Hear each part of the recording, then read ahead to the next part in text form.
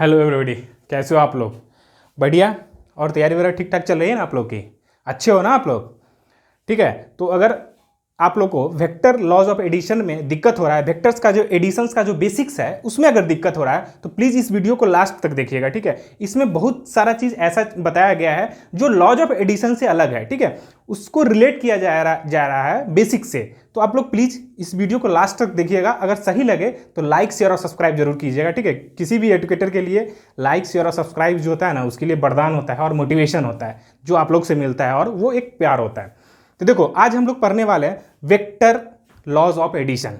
ठीक है। Vector laws of addition पढ़ने से पहले जो हमारा वेक्टर्स है उसके बारे में जानते हैं कि किसी वेक्टर को हम लोग सिंपल जो एडिशन और सब्ट्रैक्शन नहीं कर सकते। जो हम लोग जैसे मान लो 5 + 5 = 10 करते हैं, इस टाइप से हम नहीं कर सकते। अगर दो वेक्टर है जिसका मैग्नीट्यूड, दो वेक्टर कुछ इस टाइप से मान लो, ये है ऐसे और ये ऐसे, तो इसका एडिशन हम ऐसे 10 नहीं कर सकते। ठीक है। ऐसे 10 नहीं होगा, मतलब ये इस टाइप का रूल फॉलो नहीं करता। Simple laws of addition and subtraction follow नहीं करता है। उसके लिए स्पेसिफिक लॉज है, वो हम लोग यूज़ करते हैं। उस लॉज को पढ़ने से पहले हम लोग कुछ बेसिक पढ़ेंगे कि एडिशन को हम लोग कैसे रिलेट कर सकते हैं, कैसे पढ़ सकते हैं। सबसे पहली बात कि अगर हमारा दो या दो से अधिक वेक्टर कार्टेशियन फॉर्म में गिवन हो, मतलब आई जे के फॉर्म में, उस फॉर्म में गिवन हो, और उसको अगर ऐड करना हो तो कैसे ऐड करेंगे, सबसे पहले ये चीज़ जानते हैं। ठीक है। क्योंकि जो वेक्टर लॉज ऑफ एडिशन है वो चीज़ यहीं से आगे बढ़ता है। तो इस चीज़ को पहले आपको पढ़ना चाहिए, समझना चाहिए। सपोज दैट हमारे पास दो वेक्टर है, क्या ए, दो वेक्टर लेते हैं, दो या दो से अधिक हो सकता है। ठीक है। तो हम लोग दो ही लेते हैं, और आप लोग इसको जनरलाइज कर लीजिएगा, मतलब समझ लीजिएगा कि दो या दो से तीन, 3, 4, 5, 6 बहुत सारा वेक्टर्स है, लेकिन हम लोग यहाँ दो ही लेके पढ़ रहे हैं। दो वेक्टर मान लो, ये गिवन कुछ इस टाइप से A1I, A2J, A3, ये A है, A3K। ठीक है। और ये B वेक्टर है, B1I, B2J, B3K। कुछ इस टाइप से दो वेक्टर है, इसका एडिशन हम लोग को करना है। ठीक है। तो इसके लिए क्या करते हैं हम लोग, दो वेक्टर है, इसके लिए क्या करते हैं हम लोग क्या करते हैं कि जो यहाँ पर क्या है, आई जो है हमारा, आई कैप उसका जो कॉफिशिएंट है कितना, A1। इसी तरह जे कैप का कॉफिशिएंट A2, के कैप का कॉफिशिएंट A3, इसमें ए वेक्टर में। बी वेक्टर में आई का कॉफिशिएंट B1, जे का कॉफिशिएंट B2 और के का कॉफिशिएंट B3। तो इसमें जब एडिशन हम लोग करते हैं तो सारा आई वाला जो कॉफिशिएंट है एक जगह ऐड होता है और वो आई के साथ लिखा जाता है। उसी टाइप से जो सारा जे का कॉफिशिएंट है वो एक जगह ऐड होता है और वो जे के साथ लिखा जाता है। सारा जो के का कॉफिशिएंट है वो एक जगह ऐड होता है और क्या होता है, वो के कॉफिशिएंट के साथ लिखा जाता है। कैसे, देखो दोनों वेक्टर को ऐड कर रहे हैं, तो यहाँ देखो A1 और ये आई का कॉफिशिएंट कितना है, B1, तो ये कितना हो जाएगा A1, और वो सारा आई का कॉफिशिएंट एक जगह ऐड होगा, A1 B1, और ये क्या हो जाएगा आई कैप। ठीक है। ठीक इसी तरह जो जे का कॉफिशिएंट है वो एक जगह ऐड हो जाएगा, A2। ये जो क्यों एक जगह ऐड हो रहा है इसके बारे में और ज़्यादा क्लियर होगा आगे, जब वेक्टर लॉज ऑफ एडिशन अच्छे से पढ़ लोगे तो तब। बट लेकिन इतना अभी ये समझ जाओ, जो के का कॉफिशिएंट है A3 B3 कुछ इस टाइप से आया, के साथ आया। देखो ये दोनों जो वेक्टर को ऐड किए हैं, जो कार्टेशियन फॉर्म में गिवन था आई जे के फॉर्म में, वो दोनों को ऐड करने के बाद भी एक वेक्टर आया है, और वो भी क्या है, कार्टेशियन फॉर्म में है। तो ये हमेशा याद रखना, दो वेक्टर को अगर हम लोग ऐड करते हैं तो वेक्टर ही आता है, और दो वेक्टर अगर कार्टेशियन फॉर्म में लिखा हुआ है और अगर उसको ऐड करते हैं तो वो जो रिजल्टेंट वेक्टर आता है वो भी कार्टेशियन फॉर्म में आता है। ठीक है। तो देखो, जैसा कि आप लोगों को पता होगा कि जब हमारा कोई वेक्टर कुछ इस टाइप से लिखा हो तो उसके लिए मैग्नीट्यूड क्या होता है, तो इसके अब मैग्नीट्यूड कितना हो जाएगा, मैग्नीट्यूड के बारे में बात कर लेते हैं। इसका मैग्नीट्यूड कितना हो जाएगा, जैसा कि आप लोगों को पता होगा कि जो ये क्या होता है, √ होता है किसका, जो आई का कॉफिशिएंट है उसका स्क्वायर, प्लस जो जे का कॉफिशिएंट है उसका स्क्वायर, प्लस जो के का कॉफिशिएंट है उसका स्क्वायर। ये फॉर्मूला, अगर ये फॉर्मूला कहाँ से आया था इसके बारे में हम लोग डिस्कस कर चुके हैं। ठीक है। ये कुछ इस टाइप से,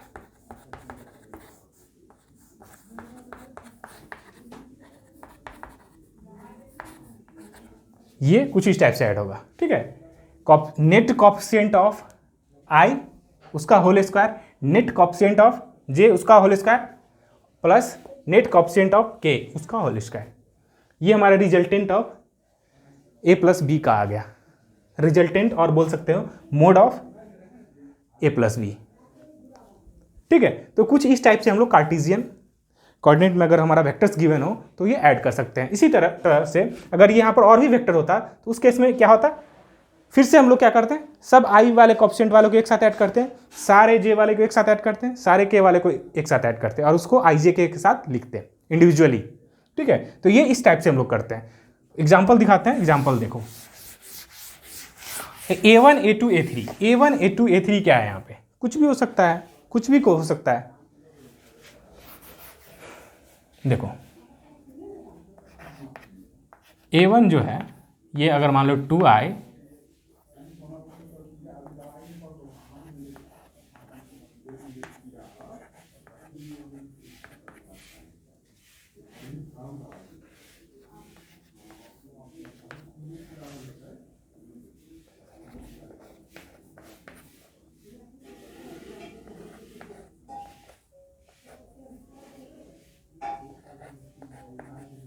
ठीक है, ये दो वेक्टर है 2i -3j 4k 3i 6j और -8k, इसको ऐड करना है, मतलब आपको फाइंड करना है a प्लस बी फैक्टर है, इस दोनों का एडिशन ऐड करना है दोनों को, ठीक है। तो ये क्या होगा, क्या बात की थी हम लोग कि i वाले कोएफिशिएंट को सारे को एक साथ ऐड करेंगे। तो देखो i का कोएफिशिएंट कितना है 2 और 3, तो दोनों ऐड होकर कितना हो जाएगा, ये 5 हो जाएगा और ये i आ जाएगा। यहाँ पे देखो ये इस दोनों को j वाले में इसमें क्या है -3 है और +6, ठीक है। तो इस दोनों को ऐड करेंगे -6 और +3 को कितना आएगा, +3 आएगा और ये किसके साथ आएगा, j, क्योंकि ये j का कोएफिशिएंट है तो ये j आ जाएगा। अब देखो यहाँ पे +4 और -8 ये दोनों ऐड होकर कितना आएगा, -4 और किसका कोएफिशिएंट है, k का। देखो ये आपके पास क्या आ गया, इस दोनों वेक्टर का एडिशन आ गया, इस दोनों वेक्टर को हम लोग ऐड कर लिए। तो इसका रिजल्ट मॉड कितना होगा, रिजल्टेंट तो ये है, इस रिजल्टेंट का मॉड कितना होगा। देखो ये भी एक वेक्टर आया है, तो इस वेक्टर का जो रिजल्टेंट वेक्टर बना है ये, इसको रिजल्टेंट भी बोल सकते हैं, ठीक है। रिजल्टेंट का मतलब होता है जो वेक्टर बहुत सारे वेक्टर को ऐड करते हैं और जो फाइनल रिजल्ट आता है उसको बोलते हैं रिजल्टेंट वेक्टर, ठीक है। तो दो ये पता है ना आप लोगों को कि जब 2 या 2 से अधिक वेक्टर को ऐड करते हैं तो एक फाइनल जो मिलता है वो भी वेक्टर ही मिलता है, ठीक है। तो इस अगर कार्टेशियन फॉर्म में तो कुछ इस टाइप से हम लोग करते हैं। तो देखो इसका जो हमारा मैग्नीट्यूड कितना हो जाएगा, क्या करेंगे फिर से i का स्क्वायर, i के कोएफिशिएंट का स्क्वायर प्लस j के कोएफिशिएंट का स्क्वायर प्लस k के कोएफिशिएंट का स्क्वायर, मतलब k का कोएफिशिएंट कितना है -4, तो इसका होल स्क्वायर कर दो। माइनस का स्क्वायर करने से कोई फर्क पड़ेगा, प्लस ही होगा, ये कितना हो जाएगा 25 प्लस 9 प्लस 16 50 हो जाएगा और 50 का जो हमारा रिजल्टेंट आएगा कितना होगा 5√2 आएगा, क्योंकि 50 को क्या लिख सकते हैं 25 × 2 और 25 का रूट से बाहर आएगा 5 हो जाएगा, तो ये हमारा क्या आ जाएगा 5√2। मतलब ये इस दोनों वेक्टर का जो रिजल्टेंट आया है उस रिजल्टेंट वेक्टर का क्या आया है, जो मॉड है ये कितना है 5√2, ठीक है। आई थिंक आप लोग को पता चल गया होगा कि कोई 2 वेक्टर या 2 से अधिक वेक्टर कार्टेशियन फॉर्म में गिवन हो तो हम लोग कुछ इस टाइप से ऐड करते हैं, ठीक है। इंडिविजुअली सारे i के कोएफिशिएंट को एक साथ ऐड करेंगे, सारे j के कोएफिशिएंट को एक साथ ऐड करेंगे, सारे k के कोएफिशिएंट को एक साथ ऐड करेंगे और जो साइन है उसका साइन अगर माइनस है तो वो सारा साइन का अपना एक प्रॉपर मीनिंग होगा और उसके साथ ऐड होगा। जैसे अभी हम लोग किया -3 और +6 दोनों ऐड होकर कितना होगा, -3 और +6 को ऐड करेंगे कितना होगा +3 होगा। उसी टाइप से 4 और माइनस को ऐड करेंगे कितना हो जाएगा -4 होगा। तो साइन क्या होगा, यूजुअल मीनिंग के साथ आएगा, क्यों कि हम लोग उस टाइम में जो पढ़े थे ये क्या लिए थे ai A2j A3k, मतलब सब पॉजिटिव लिए हुए थे, ठीक है। तो यहाँ पे सब एक अपना साइन का एक यूजुअल मीनिंग होगा। आई थिंक आपको पता चल गया होगा कि ये 2 या 2 से अधिक वेक्टर अगर कार्टेशियन फॉर्म में हो तो कुछ इस टाइप से ऐड करते हैं। ये चीज़ तो अगर आपको पता अगर चल गया, ये चीज़ अगर पता चल गया आपको, तो आप हम लोग पढ़ने वाले हैं जो वेक्टर लॉज ऑफ एडिशन है उसका सबसे पहला law triangle law. Vector addition addition by triangle law.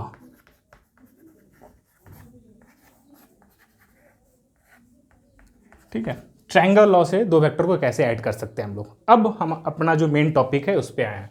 उससे पहले वो सारा चीज़ बेसिक पढ़े हैं, और देखना वो जो चीज़ पढ़े हैं उसका एक प्रॉपर मीनिंग क्या होगा यहाँ पे आपको समझ में आएगा।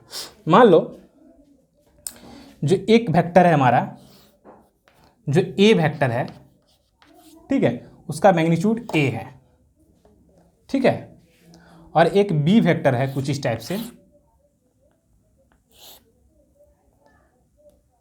मतलब ए वेक्टर है ए आई का मतलब क्या हुआ, इसका डायरेक्शन एक्स एक्सिस के अलॉन्ग है और उसका मैग्नीट्यूड कितना है ए है, ठीक है। तो यहाँ पर लिख लो मैग्नीट्यूड कितना है इस वेक्टर का, ए वेक्टर का ए है, ठीक है। ये आई क्या बता रहा है कि ये वेक्टर किसके अलॉन्ग है, एक्स एक्सिस के अलॉन्ग, और ए क्या बता रहा है कि इस वेक्टर का जो मैग्नीट्यूड है ये कितना है, ए है। देखो कभी भी दो वेक्टर जब एरो के फॉर्म में होता है, गिवन एरो से रिप्रेजेंट किया जा रहा है, तो उस केस में जो एडिशन होता है आपको कुछ इस टाइप से हम लोग करते हैं, ठीक है। तो देखो अगर मान लो बी वेक्टर है इस टाइप से और उसका मैग्नीट्यूड बी है, ठीक है, उसका मैग्नीट्यूड बी है और ये कुछ इस टाइप से है, उसका मैग्नीट्यूड बी है और ये एक बी वेक्टर है, ठीक है। इस दोनों वेक्टर को ऐड हम लोग कैसे कर सकते हैं। हम लोग क्या बात किए थे कि हम लोग क्या पढ़े हैं कि दो वेक्टर को ऐड करने के लिए एक वेक्टर क्या है ए आई और ये बी वेक्टर है, तो इस बी वेक्टर को किसी एंगल थीटा पे है, तो सबसे पहले क्या करेंगे, इसको रिजॉल्व करते हैं, ठीक है। तो बी वेक्टर क्या आ जाएगा, जब रिजॉल्व करेंगे तो x के अलॉन्ग क्या आ जाएगा, हम लोगों को पता है कि जब वेक्टर को रिजॉल्व करते हैं जिसके साथ एंगल बनाता है उसके साथ कॉस थीटा का टर्म आता है, मतलब एंगल x के साथ बना रहा है, ये अगर x है ये y है, तो ये x के साथ एंगल बनाएगा, तो ये कितना होगा b कॉस थीटा, और ये किसके अलॉन्ग है, x एक्सिस के अलॉन्ग, तो ये कितना हो जाएगा b कॉस थीटा। अगर इसको वेक्टर कार्टेशियन वेक्टर सिस्टम में अगर लिखा जाए तो ये कितना हो जाएगा b कॉस थीटा, और ये किसके अलॉन्ग है, x एक्सिस के अलॉन्ग, तो ये कितना हो जाएगा आई कैप, ठीक है। और उसका एक कंपोनेंट होगा y एक्सिस के अलॉन्ग, ये कितना हो जाएगा, अगर दूसरा वाला b sine theta, b sine theta, और ये किसके अलॉन्ग हो जाएगा, y एक्सिस के अलॉन्ग। तो y एक्सिस के अलॉन्ग जो भी कोई वेक्टर होता है उसको डिनोट करते हैं किससे, j कैप से, ठीक है। तो ये j कैप से, तो मतलब ये जो b वेक्टर था, ये जो b वेक्टर था, इसको कुछ इस टाइप से हम लोग क्या कर लिए, कंपोनेंट्स में x और y के फॉर्म में ब्रेक कर लिए और ij में ब्रेक कर लिए, ठीक है, कुछ इस टाइप से। तो देखो एक वेक्टर ए आई है, दूसरा वेक्टर b है, जो ए आई है दूसरा वेक्टर क्या है बी कॉस थीटा आई और बी साइन थीटा जे। तो इसको हम लोग कैसे ऐड कर सकते हैं, अभी हम लोग पढ़े हैं ए प्लस बी को कैसे लिख सकते हैं। फिर से क्या करेंगे, आई वाला, आई और आई के जो कॉफिशिएंट है, आई और आई कैप का जो कॉफिशिएंट है, दोनों को क्या कर देंगे, एक साथ ऐड करेंगे। ये कितना है, ए है, और ये कितना है, B sine B cos theta है, तो ये कितना हो जाएगा, A plus B cos theta, ये आई हो जाएगा, और ये इसमें तो कोई भी y का कैप नहीं है, y का कॉफिशिएंट नहीं है, मतलब y के अलॉन्ग है नहीं, ये वेक्टर ओनली ये x के अलॉन्ग है, तो ये डायरेक्ट यहाँ पे लिखा जाएगा, ठीक है। तो ये जीरो में ऐड होके ये कितना हो जाएगा, b साइन थीटा j, इसको ऐसे ही लिख देंगे, ठीक है। अगर कुछ नहीं है तो यहाँ पर क्या लिख सकते हैं, प्लस जीरो j, अगर y के अगर ओनली x के अलॉन्ग है तो y के अलॉन्ग इसका कंपोनेंट कितना है इस वेक्टर का, जीरो, तो जीरो में कुछ भी ऐड करेंगे तो ये क्या कितना हो जाएगा, जो पहले था वही हो जाएगा, ये कितना हो जाएगा, बी साइन थीटा जे कैप, ठीक है। ये इतना आ गया आपके पास, ये इतना आ गया आपके पास। देखो अब सबको हटाते हैं, अब हम अपने पास जो ये फाइनल है, हम लोग पहले बात किए थे कि अगर कोई भी वेक्टर आई जे के फॉर्म में लिखा जाता है तो उसका एक प्रॉपर मीनिंग होता है क्या, कि ये जो अब जो हमारा नेट जो ए प्लस बी आया है वेक्टर, उस वेक्टर का x के लॉन्ग जो मैग्नीट्यूड है ये कितना है, a plus B cos theta, और जो इस a प्लस बी का जो y के अलॉन्ग है ये कितना आया है, b साइन थीटा। इसका मतलब ये हुआ b साइन थीटा j का मतलब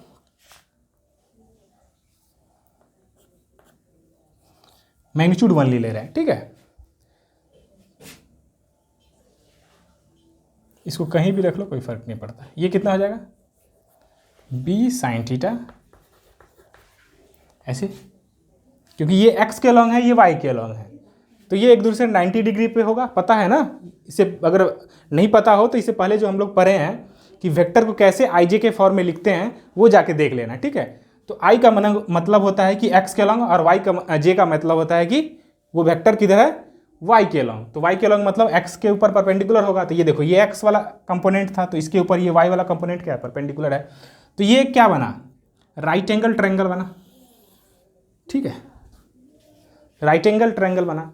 अगर इस जो वेक्टर है, वेक्टर का जो कंपोनेंट है ए प्लस बी का, ए प्लस बी वेक्टर जो है उसका जो कंपोनेंट है आई जे में मतलब एक्स और वाई के लॉन्ग, तो अगर उसको हम लोग एरो से रिप्रेजेंट कर रहे हैं तो कुछ इस टाइप से है, कुछ इस टाइप से है। ये किधर है, एक्स के लॉन्ग, ये किधर है, वाई के लॉन्ग, ठीक है। और हम लोग को पता है कि जो किसी वेक्टर का एरो का जो लेंथ होता है वो उसका मैग्नीट्यूड बताता है। तो मतलब ये जो लेंथ है ये मैग्नीट्यूड बता रहा है, ये दोनों इंडिविजुअल वेक्टर का, आई और जे के लॉन्ग, ठीक है।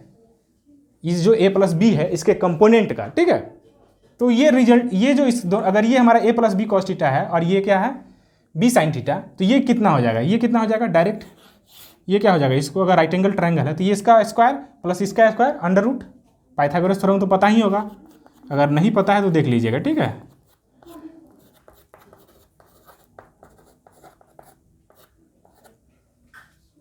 ठीक है, ये कुछ इस टाइप से आया, ये इतना आया।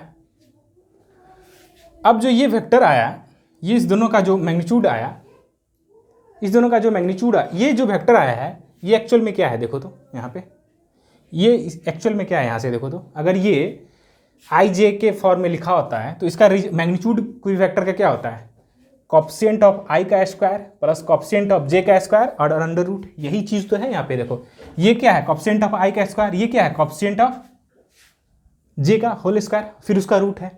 मतलब ये जो लेंथ है, ये जो लेंथ है, ये जो रिजल्टेंट वेक्टर बना है, इस रिजल्टेंट वेक्टर का क्या है, मैग्नीट्यूड है। और बोल सकते हैं ये एक क्या है, रिजल्टेंट वेक्टर है, ये क्या है, रिजल्टेंट वेक्टर है, ठीक है। ये क्या है, एक रिजल्टेंट वेक्टर है। तो देखो ये जो रिजल्टेंट वेक्टर आया हमारा, इस रिजल्टेंट वेक्टर का जो मैग्नीट्यूड है, ये मैग्नीट्यूड है, ठीक है, ये वेक्टर नहीं है, ये मैग्नीट्यूड है, वेक्टर का रिजल्टेंट वेक्टर का मैग्नीट्यूड है ये कितना है, ए स्क्वायर, इसका होल स्क्वायर करके ऐड करोगे तो देखो कॉस स्क्वायर थीटा और साइन स्क्वायर थीटा, और दोनों में बी है, तो बी स्क्वायर बाहर आ जाएगा, cos square theta sine square theta कितना हो जाएगा, 1 हो जाएगा। मतलब ये आ जाएगा आपके पास ए स्क्वायर, इसको रिजॉल्व कर लेना, प्लस बी स्क्वायर 2ab, ये 2ab और cos theta, cos alpha, sorry alpha नहीं, थीटा होगा, अल्फा का ये थीटा हो जाएगा, ठीक है, ये थीटा हो जाएगा। अब बात करते हैं, ये जो हमारा थीटा क्या था, ये जो बी वेक्टर था, ये हमारा एक्स था, ये जो बी वेक्टर था, ये बी वेक्टर जो है कितना एंगल था, ये था ना हमारा, और इसी के अलॉन्ग हमारा क्या था, ये बी वेक्टर था, और इसी के अलॉन्ग हमारा क्या था, अपना ए वेक्टर था। इससे पहले इसका जो बेसिक हम लोग पढ़े हैं, ये क्या था, ए आई, यही तो है ए आई।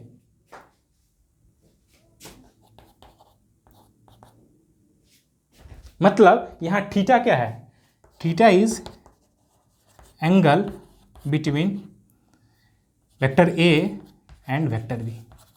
देखो है ऑब्वियस है, ये जो हमारा ए वेक्टर था वो एक्स एक्सिस के अलॉन्ग था, और बी वेक्टर क्या था, उससे कुछ थीटा एंगल पे था। तो ये जो वेक्टर है ए और बी, उसके बीच का एंगल क्या है, थीटा है। और एंगल कैसे भी देखेंगे, कैसे हम लोग डिसाइड करेंगे ये भी बताएंगे आपको, कि कब बोल सकते हैं कि ये उस दोनों वेक्टर के बीच का एंगल है, ठीक है। तो ये यहाँ पे अभी इतना समझ जाओ, theta is angle between two vector, मतलब जिस दो वेक्टर को एड रिजल्टेंट निकालना है उस दोनों वेक्टर का हमारा क्या है, उस दोनों वेक्टर के बीच का एंगल है। अगर तो ए और बी दो वेक्टर था तो इस दोनों वेक्टर के बीच का एंगल है थीटा। तो हमारे पास ये क्या आ गया, एक फार्मूला आ गया, ये एक फार्मूला आ गया कि अगर दो वेक्टर हमारा गिवन हो और उस दोनों के बीच का एंगल गिवन हो तो हम लोग कुछ इस टाइप से निकाल सकते हैं रिजल्टेंट, अगर दो वेक्टर का मैग्नीट्यूड पता हो और उसके दोनों के बीच का एंगल पता हो। ये इतना आई थिंक आप लोगों को समझ में आया होगा। देखो हम लोग क्या किए, पहले आई जे के फॉर्म में लिखें।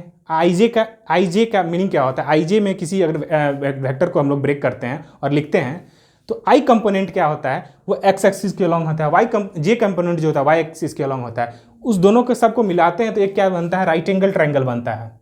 ठीक है, तो अगर देखो जो हमारा बी साइन थीटा था ये प्लस था, तो ये इसका जो एरो होगा ऊपर की तरफ होगा। इसी तरह ए प्लस बी कॉस थीटा, जो ये क्या है, अभी मान लेते हैं हमारा रिजल्टेंट प्लस आ रहा है, दैट्स वाई ये पॉजिटिव एक्स एक्सिस के अलॉन्ग इधर था। इस दोनों को ऐड करेंगे ऐसे, तो ये हमारा एक रिजल्टेंट वेक्टर देगा।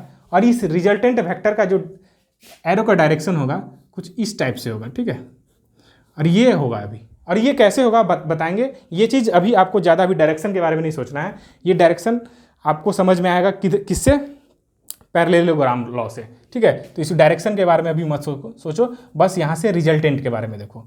ठीक है, एरो का डायरेक्शन किधर होगा ये हम लोग यहाँ पे अभी हम लोग नहीं बात करते हैं। हाँ, ये बता सकते हैं कि ये जो वेक्टर, ये जो रिजल्टेंट है, ये ए वाले वेक्टर, ये इसके अलॉन्ग कौन सा वेक्टर है, ये एक्स एक्सिस के साथ कितना एंगल बना रहा है, और इधर ही एक्स एक्सिस है, इधर ही ए वेक्टर है,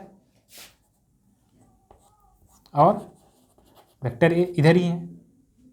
तो ए वेक्टर के साथ ये कितना एंगल बना रहा है, तो ऐसे हम लोग अभी निकाल सकते हैं। देखो इसको हटा रहे हैं, और ये रिजल्टेंट का फॉर्मूला है। दो वेक्टर का अगर मैग्नीट्यूड पता हो और उसके बीच का एंगल पता हो तो ये रिजल्टेंट का फॉर्मूला कैसे आया, ये चीज़ देखें। अब देखो ये इस वेक्टर अगर है तो इस वेक्टर का क्या होगा, डायरेक्शन भी होगा।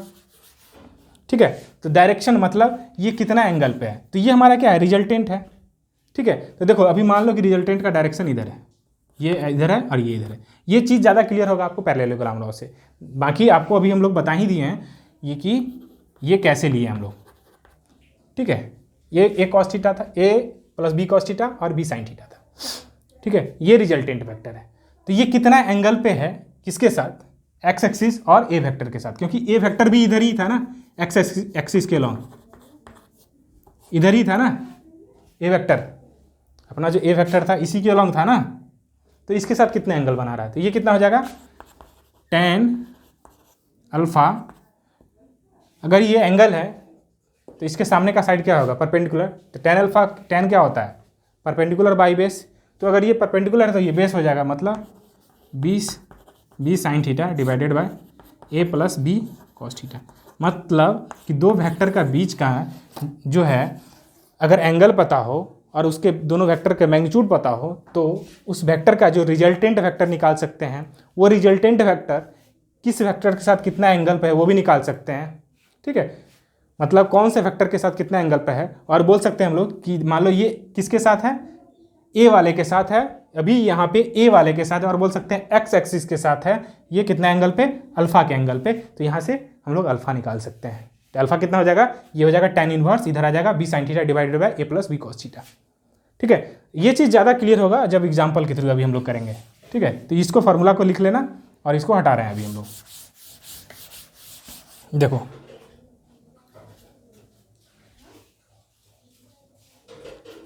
ठीक है, तो एग्जाम्पल देखो, मान लो दो वेक्टर हैं, एक वेक्टर ए है इधर जिसका मैग्नीट्यूड है, मान लो ए वेक्टर है, इसका जो मैग्नीट्यूड है ये 3 है। एक वेक्टर है जो बी वेक्टर है, इसका मैग्नीट्यूड कितना है, 4 है, और ये 30 डिग्री पे है ए के साथ।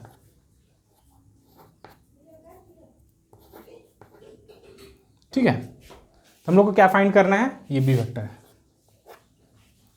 ठीक है, देखो सबसे पहली बात इस चीज़ में आपको चेक करना आना चाहिए कि एंगल बिटवीन वेक्टर। देखो एंगल बिटवीन वेक्टर देखने के लिए कभी भी क्या करना है आपको, जब दो या दो से अधिक वेक्टर हो तो सारे वेक्टर को क्या करो, सारे वेक्टर के टेल को एक जगह मिला दो। ठीक है, सारे वेक्टर के टेल को एक जगह मिला दो, और उस इंडिविजुअल वेक्टर के बीच का जो एंगल होता है वही हमारा क्या होता है, एंगल बिटवीन वेक्टर। मतलब कि अगर कुछ इस टाइप से वेक्टर लिखा गया है तो ये जो एंगल है, देखो ए वेक्टर इधर है, बी वेक्टर इधर है, तो इस दोनों का जो क्या है, टेल। टेल एक जगह पे मीट कर रहा है, एक जगह पे मिल रहा है। अगर दोनों वेक्टर का टेल एक जगह पे हो और उस केस में दोनों वेक्टर के बीच का जो एंगल होता है वही हमारा क्या होता है, उस वेक्टर का एंगल बिटवीन वेक्टर होता है। ठीक है, अगर मान लो कुछ इस टाइप से एक वेक्टर लिखा हो, इस टाइप से भी लिख सकते हैं वेक्टर को, है ना, कोई दिक्कत, कैसे भी लिखा हो सकता है। और इस केस में आप लोग से पूछा जाए और ये गिवन है 60 डिग्री, तो ये पूछा जा रहा है what is the angle between vector. क्या ये 60 एंगल बिटवीन वेक्टर है?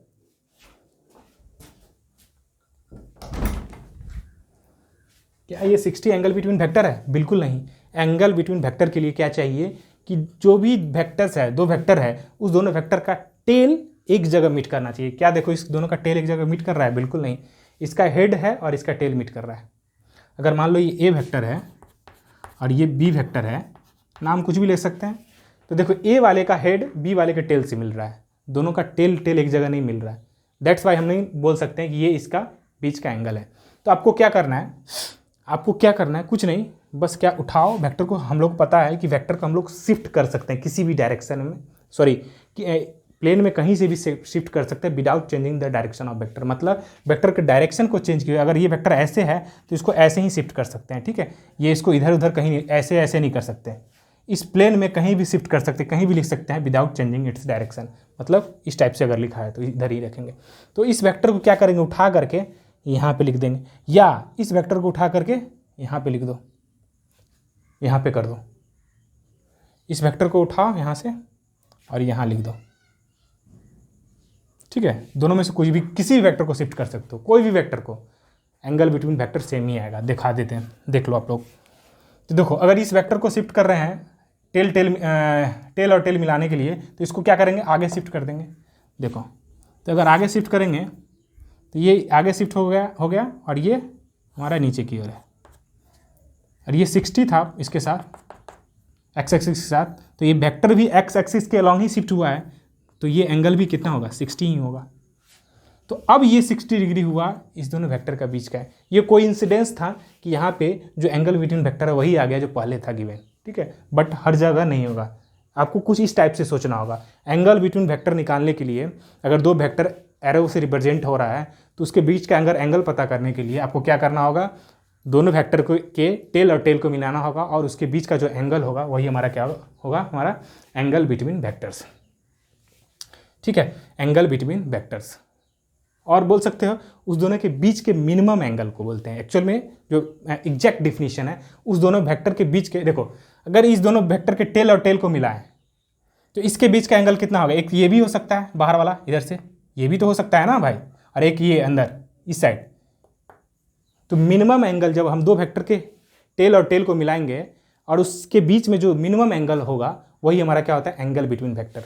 अदरवाइज एक क्या होता है, ये 30 डिग्री और ये 330 डिग्री, तो दोनों में से मिनिमम कौन है, ये भी तो इस और इस वेक्टर के बीच का एंगल ही है। ठीक है, तो ये कितना है, 330 डिग्री। तो हम लोग क्या लेते हैं, दो वेक्टर के बीच के जो एंगल के लिए उस दोनों वेक्टर के एरो के जो बीच में एंगल सबटेंड होता है वो एंगल क्या होना चाहिए, मिनिमम होना चाहिए।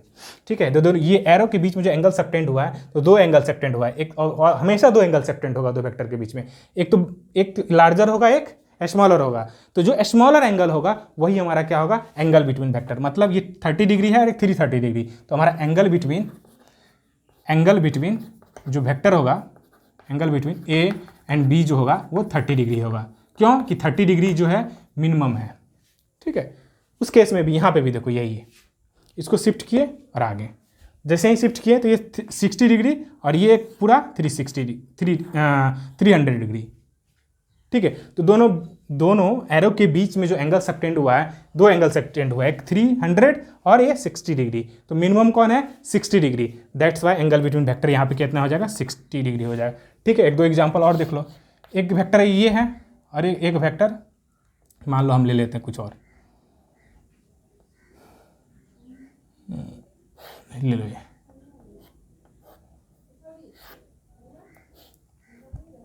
ये 120 है, तो ये 120 तो ये 60। तो यहाँ से इसको अगर शिफ्ट करेंगे हटा करके, क्योंकि हेड और टेल मिला हुआ है, हम लोग को पता है कि एंगल फाइंड करने के लिए क्या होना चाहिए, दोनों वेक्टर का टेल और टेल मिलना चाहिए। तो टेल मिलाने के लिए क्या करेंगे, इस वेक्टर को शिफ्ट कर देंगे, या तो इस वेक्टर को शिफ्ट कर दो या इस वेक्टर को शिफ्ट कर दो। ठीक है, तो हम इस वेक्टर को शिफ्ट कर रहे हैं, तो इस वेक्टर को अगर शिफ्ट करेंगे तो यहाँ वेक्टर आके मीट करेगा। ठीक है, यहाँ पे वेक्टर आके ये इस वेक्टर के साथ ये वेक्टर यहाँ आके मीट करेगा, दोनों का टेल। और इस केस में जो एंगल होगा ये हमारा क्या होगा, ये 60 हो जाएगा, ये 60 हो जाएगा। देखो, क्योंकि वेक्टर जो होता है पैरेलली शिफ्ट होता है without changing its direction. Vector हमेशा क्या होता है कि वेक्टर जब हम लोग पैरेलल शिफ्ट करते हैं तो एंगल वही हो रहा है। और बोल सकते हैं वेक्टर किसी प्लेन में कहीं भी शिफ्ट करो तो उस वेक्टर का डायरेक्शन चेंज नहीं होना चाहिए। प्लेन में कहीं भी शिफ्ट करो, ठीक है, उस वेक्टर का डायरेक्शन चेंज नहीं होना चाहिए। हम लोग विदाउट चेंजिंग इट्स डायरेक्शन उस प्लेन में कहीं भी शिफ्ट कर सकते हैं। ये 60 हो जाएगा। तो अब देखो ये भी 300 और ये 60, तो फिर मिनिमम एंगल जो होगा वो हमारा क्या होगा, वो हमारा क्या हो जाएगा, एंगल बिटवीन वेक्टर्स। तो इस टाइप से दो अगर एरो गिवन हो, दो वेक्टर अगर एरो से रिप्रेजेंट किया जा रहा हो तो उस केस में जो हमारा एंगल बिटवीन वेक्टर क्या होगा, कुछ इस टाइप से बता सकते हैं। ठीक है, कुछ इस टाइप से बता सकते हैं। आई होप कि जो अभी हम लोग रिजल्टेंट के फॉर्मूला पढ़े हैं, दो वेक्टर का जो रिजल्टेंट आया था, तो रिजल्टेंट जो आया था रिजल्टेंट वेक्टर का जो मैग्नीट्यूड आया था, मैग्नीट्यूड ऑफ रिजल्टेंट वेक्टर, ये कितना आया था, √a² + b² 2ab cos theta. तो ये जो थीटा था यही था हमारा क्या था, एंगल बिटवीन वेक्टर। और ये एंगल बिटवीन वेक्टर कैसे लेके आएंगे हम लोग, कैसे फाइंड करेंगे, अगर दो वेक्टर को अगर एरो से रिप्रेजेंट किया जा रहा हो कुछ इस टाइप से, जैसे हम लोग अभी डिस्कस किए हैं, तो क्या करना है अपने आपको, दो वेक्टर का अगर टेल मिल रहा है तो बहुत अच्छा, अगर नहीं मिल रहा है तो हम लोग शिफ्ट करके विदाउट डायरेक्शन को चेंज किए हुए उस दोनों वेक्टर के टेल को मिलाएंगे। इसके बाद में उस दोनों वेक्टर के जो एरो है, उस दोनों वेक्टर के एरो से दो एंगल बनेगा, एक मिनिमम होगा, एक क्या होगा, एक मैक्सिमम होगा, मतलब एक लार्जर होगा एक स्मॉलर होगा। तो दोनों वेक्टर के बीच की जो एरो है उसके बीच में जो एंगल सबटेंड होगा वो मिनिमम होना चाहिए। तो जो मिनिमम होगा वही हमारा एंगल बिटवीन वेक्टर होगा। ठीक है, एक लार्जर होगा एक स्मॉलर होगा, तो स्मॉलर वाला ही हमारा क्या होगा, एक स्मॉलर वाला ही हमारा क्या होगा, एंगल बिटवीन वेक्टर। ठीक है, अभी ये चीज़ हम लोग डिस्कस कर लिए हैं। तो ए और बी या 2ab, ए और बी जो हमारा क्या है, मैग्नीट्यूड ऑफ वेक्टर है जो गिवन था, और उसके बीच का एंगल गिवन है थीटा, तो हम लोग रिजल्टेंट वेक्टर निकाल सकते हैं। जैसे कि अगर मान लो ए वेक्टर इस टाइप से दिया है जिसका मैग्नीट्यूड 3 है, और बी वेक्टर कुछ इस टाइप से गिवन है जिसका मैग्नीट्यूड 4 है, और इसके बीच का एंगल कितना है, 30 डिग्री, ऐसे ये भी दिया हुआ है। तो हम लोग क्या करेंगे, बस डायरेक्ट फार्मूला लगाओ और रिजल्टेंट निकालो। तो रिजल्टेंट मतलब मॉड ऑफ a + b, दो वेक्टर जो है उसको ऐड कर रहे हैं तो कुछ ये क्या होगा, a + b होगा, और उसका मैग्नीट्यूड चाहिए तो क्या करेंगे, मैग्नीट्यूड हम लोग कुछ इस टाइप से मॉड से रिप्रेजेंट करते हैं। तो मैग्नीट्यूड क्या है, यही तो हमारा क्या है, magnitude of resultant, a + b is resultant. और मैग्नीट्यूड के लिए क्या कर दिए, इसको हम लोग बॉक्स में बंद कर दिए और ब्रैकेट में बंद कर दिए। तो ये हमारा क्या रिप्रेजेंट कर रहा है, magnitude of resultant mod a + b। तो ये कितना हो जाएगा, देखो a² + b², a के जगह पे कितना है 3, 3² b के जगह पे कितना है 4, तो 4 का स्क्वायर प्लस 2ab, 2 × 3 × 4 12, 12 × 2 24, डायरेक्ट यहाँ पर लिख देते 24।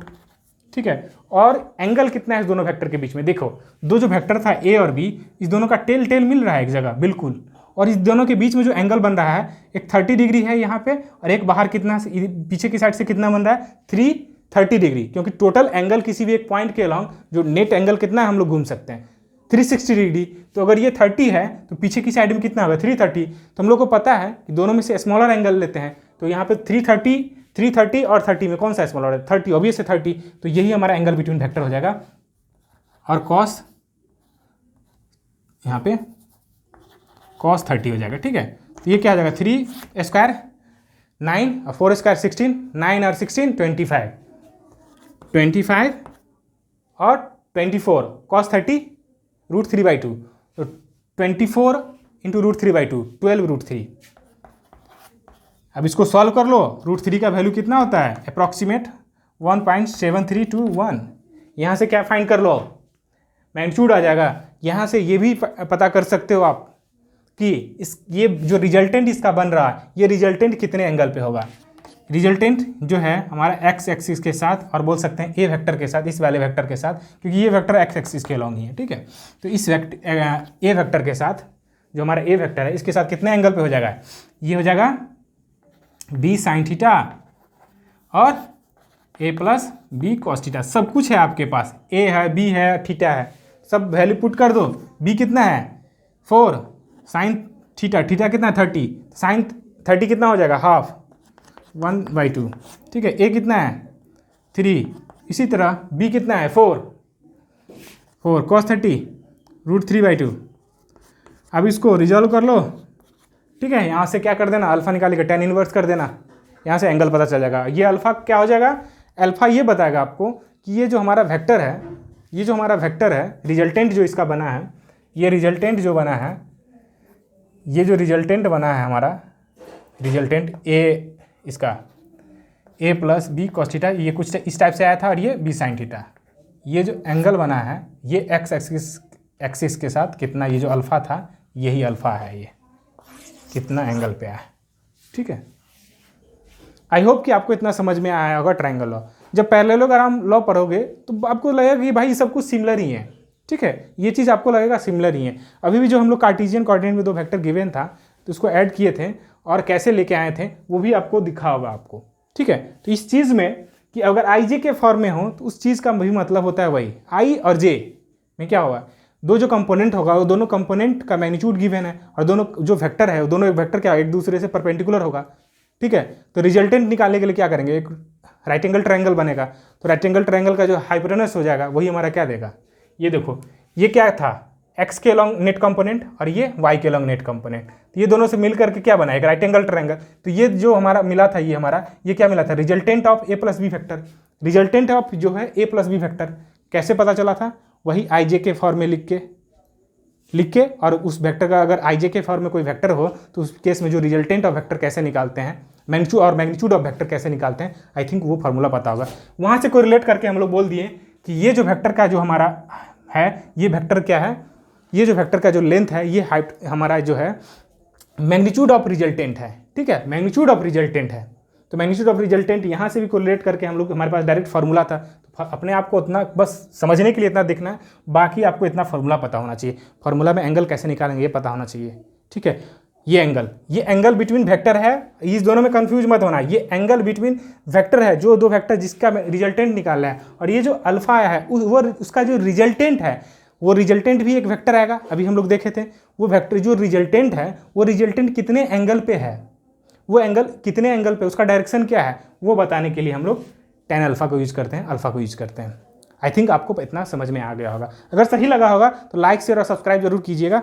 और इसका जो अगला पार्ट है हम लोग नेक्स्ट लेक्चर में पढ़ेंगे, ठीक है। पैरेललोग्राम लॉ आपको दिखाएंगे कैसे सिमिलर ही, एक ही चीज़ है, ठीक है, एक्चुअल में एक ही चीज़ है, ठीक है। तो आई होप कि इतना समझ में आया होगा आप लोग को। तो फिर मिलते हैं एक नए सेशन के साथ, तब तक के लिए बाय।